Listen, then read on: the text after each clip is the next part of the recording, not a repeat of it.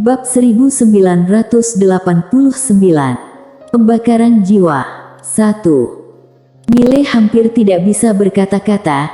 Dia kemudian berkata, "Ladia, apakah kamu percaya dengan omong kosongku?" Ladia menatap Mile dan berkata, "Aku percaya." Mile sepenuhnya terdiam. Dia bahkan percaya tentang hal itu. Ladia tiba-tiba berkata, "Katakan rencanamu." Mile tersenyum dan berkata, "Jika aku tidak salah menebak, wanita itu dan klan iblis kuno pasti ingin tahu asal-usulku. Kalau begitu, aku bisa memberi mereka asal-usulku." Ladia bertanya, "Dunia di luar alam semesta?" Mile mengangguk. Ladia bertanya, "Lalu?" Mile berkata, "Menakuti mereka." Ladia terdiam. Mile tertawa terbahak-bahak dan berkata, "Ladia, kamu sangat imut." Selesai berbicara, dia melihat ke sekeliling, lalu merentangkan telapak tangannya dan sebuah jimat transmisi suara muncul di tangannya. Dia kemudian menghancurkan jimat transmisi suara tersebut. Beberapa saat kemudian, ketua gedung loteng kecil muncul di tempat itu. Mile tersenyum dan berkata, "Ketua gedung, bantu aku." Ketua gedung loteng kecil itu mengangguk dan berkata, "Katakan saja, Saudara Y." Mile berkata, "Bantu aku untuk mengirimkan pesan tentang aku." Mile Y berasal dari dunia di luar alam semesta kepada dunia puluhan ribu surgawi. "Aku adalah orang asing." Orang asing. Ketua gedung loteng kecil berekspresi kaget, lalu bertanya, "Saudara Y, apakah kamu benar-benar adalah orang luar?" Mile berekspresi tidak senang dan bertanya, "Apakah kamu percaya?" Ketua gedung loteng kecil mengangguk dan berkata, "Aku percaya." Mile terdiam, dia benar-benar tidak bisa berkata-kata. Mengapa ada orang yang mempercayai omong kosong seperti itu? Pada saat ini, ketua gedung loteng kecil tiba-tiba tersenyum pahit dan berkata, "Saudara Y, apakah kamu tahu mengapa aku percaya padamu?" Mile berkata, "Aku cukup penasaran." Ketua gedung loteng kecil berkata, "Karena kamu terlalu misterius. Tidak hanya kamu, orang di balikmu juga misterius. Hal terpenting adalah kecepatan peningkatanmu terlalu mengerikan. Ketika pertama kali aku bertemu denganmu, kekuatanmu tidak tinggi. Namun pada saat ini, aku tidak bisa mengenalmu dengan jelas lagi. Baik jenius maupun monster seperti apapun muncul di depanmu, mereka tidak berguna. Pokoknya, kamu terlalu abnormal. Jadi, aku percaya jika kamu mengatakan dirimu adalah orang asing." Mile menggelengkan kepala sambil tersenyum, lalu berkata, "Baiklah.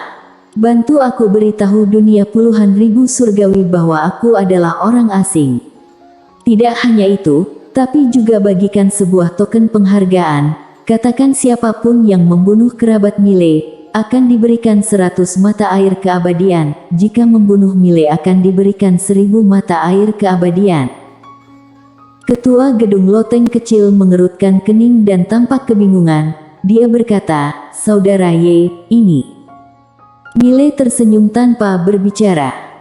Ketua gedung loteng kecil tiba-tiba berkata, "Aku mengerti. Jika diberi 10 mata air keabadian, pasti ada yang bersedia melakukan hal seperti itu. Namun, bagaimana jika jumlahnya 100? Pasti tidak ada yang bersedia. Karena penghargaannya terlalu tinggi. Itu sangat tidak wajar." Ketua gedung loteng kecil berbalik badan dan pergi. Kemudian, sebuah token penghargaan segera tersebar keluar. Setelah tahu jika membunuh satu orang mendapatkan 100 mata air keabadian, beberapa orang yang awalnya termotivasi pun menyerah. 100 mata air keabadian tingkat dewa. Apakah mata air keabadian tingkat dewa itu adalah sayuran? Tidak ada yang mempercayai omong kosong itu. Di langit berbintang tertentu yang tidak diketahui, Jason tiba-tiba muncul di depan Clue dan membisikkan beberapa hal kepada Clue. Beberapa saat kemudian, Clue menggelengkan kepala sambil tersenyum, lalu berkata, cukup menarik. Jason berkata, Guru Suci, haruskah aku pergi secara pribadi? Clue memberengkan mata terhadap Jason dan berkata, jika kamu menyentuh kerabatnya, bukankah dia akan bertarung nyawa denganmu berdasarkan karakternya? Jason mengerutkan kening dan bertanya, lalu, apa yang harus kita lakukan sekarang? Clue berkata, kerabatnya adalah kelemahannya, tapi kita tidak boleh menjadi orang pertama yang melakukan hal ini. Kita harus membiarkan klan iblis kuno yang melakukannya. Jika klan iblis kuno melakukan hal itu, pasti akan membangkitkan emosinya. Saat itu, kedua belah pihak ini pasti bertarung. Jason ragu-ragu sejenak, lalu berkata, Guru Suci, apakah kamu tidak terlalu meninggikan Millie? Clue menatap Jason dan berkata, pemikiranmu masih belum berubah. Jason berkata, aku akui bahwa Millie memang tidak biasa, tapi tidak peduli seberapa luar biasanya dia hanya berasal dari Star Territory ini. Jika tidak bertemu dengan penguasaan, dia mungkin tidak akan tahu apa yang dimaksud dengan tubuh dewa, Pada saat ini, Josen tiba-tiba muncul di tempat tersebut. Josen berkata, Guru Suci, ada rumor yang mengatakan bahwa Millie adalah orang asing dari dunia di luar alam semesta. Orang asing. Clue seketika mengerutkan kening dan bertanya, siapa yang mengatakan itu? Josen menggelengkan kepala dan berkata, sumber spesifiknya tidak diketahui, tapi hal ini sedang dibicarakan sekarang. Dikatakan bahwa Millie berasal dari dunia di luar alam semesta. Omong kosong. Jason tiba-tiba berkata, bagaimana mungkin Millie berasal dari dunia di luar alam semesta? Itu sungguh merupakan omong kosong. Clue menatap Jason sambil tersenyum dan berkata, coba katakan mengapa dia tidak mungkin berasal dari dunia di luar alam semesta. Jason berkata, hal ini adalah sesuatu yang tidak mungkin. Clue bertanya lagi, mengapa tidak mungkin? Jason berkata, Guru Suci, apakah kamu percaya kalau dia berasal dari dunia di luar alam semesta? Clue tersenyum dan berkata, mengapa aku tidak boleh mempercayainya? Jason berkata, Millie bukanlah orang yang jujur. Rumor ini pasti disebarkan olehnya, dia ingin mengalihkan perhatian kita. Clue mengangguk dan berkata, setengah dari ucapanmu itu benar. Jason segera bertanya, bagaimana dengan setengahnya lagi? Clue berbaring di atas kursi, dia tersenyum dan berkata, dunia di luar alam semesta. Aku tetap ingin mengatakan ucapan yang sama. Hal yang tidak bisa kita lakukan, jangan mengira orang lain juga tidak bisa melakukannya.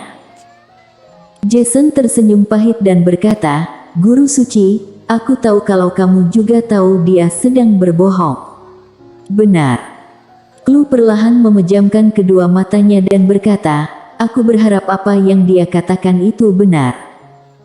Jason dan Josen merasa kebingungan. Clue berkata, hal yang paling aku takutkan adalah orang di baliknya berhasil melompat keluar dari alam semesta ini, karena melompat keluar dari lingkaran ini jauh lebih mengerikan daripada memasuki lingkaran ini. Bersambung.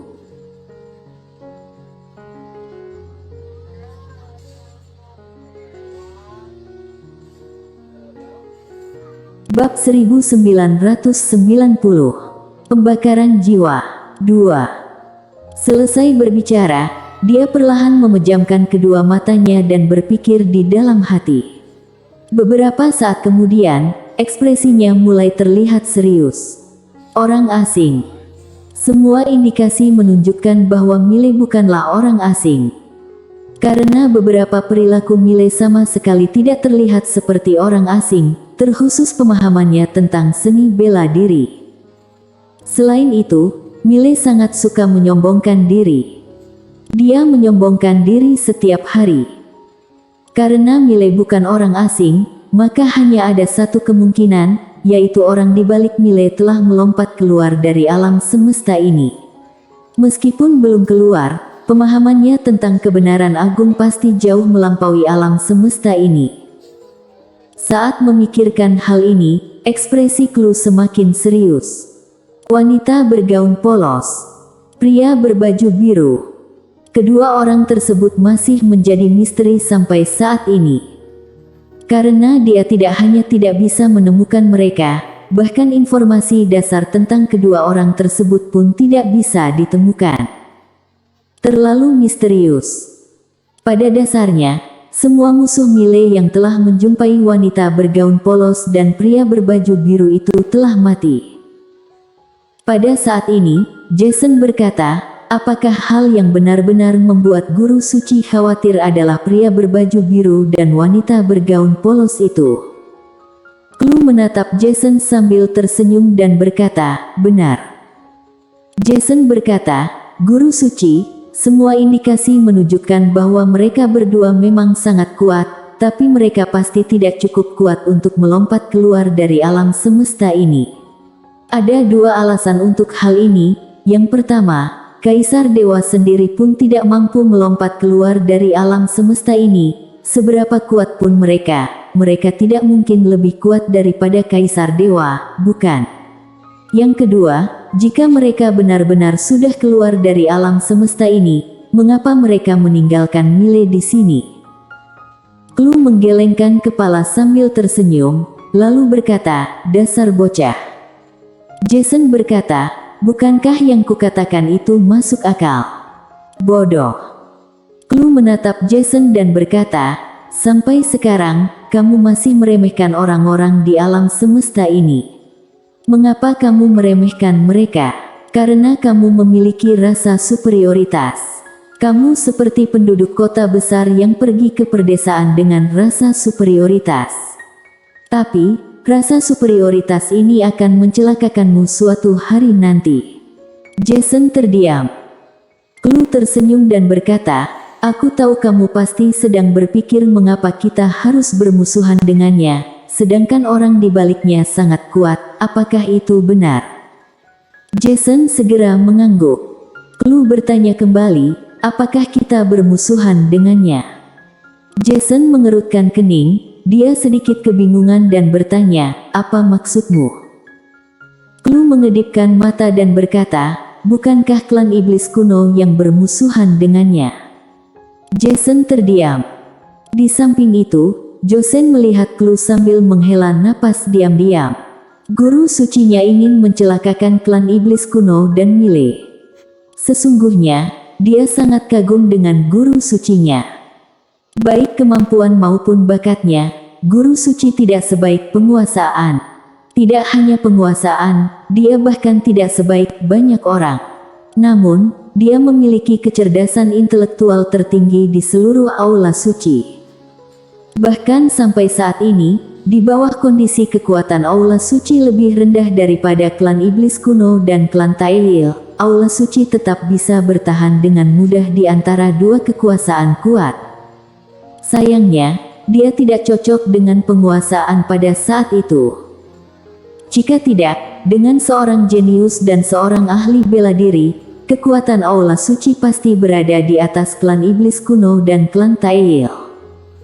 Pada saat ini, Clue tiba-tiba berjalan ke kejauhan. Jason segera bertanya, guru suci, kamu?